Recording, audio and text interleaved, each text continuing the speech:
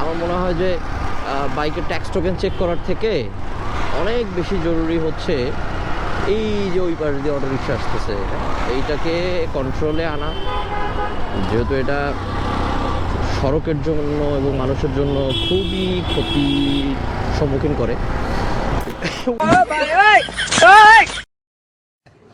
আরে এরা কারা, কোত্থেকে এলো এরা?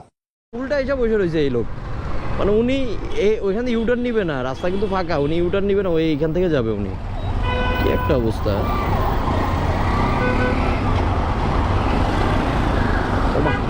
এই কি কোনো কথা কই নাই যে না আবু তো জায়গায় গেছেন।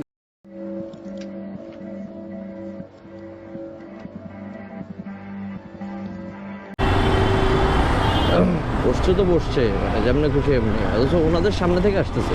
দেখবেন যে ওনারা দাঁড়ায় দাঁড়ায় বাইকের আর প্রাইভেট কারের কাগজ চেক করতেছে। তো এইটা দেখলে আসলে কোন বাইকারের খুব ভালো লাগে যে ভাই আপনার সামনে তো বিশাল বিশাল অন্যায় করতেছে, আপনার ওইটা নিয়ে মাথা, মানে আমার গাড়ির কাগজ আছে কিনা এটা নিয়ে আপনার খুব হেডেক। এইটা মানে চোদনামি ছাড়া আর কিছু না। নিজেরা চোদনামি করে, ডিউটির নামে কতক্ষণ চোদনামি করে, পাবলিকের চুতিয়া বানায়।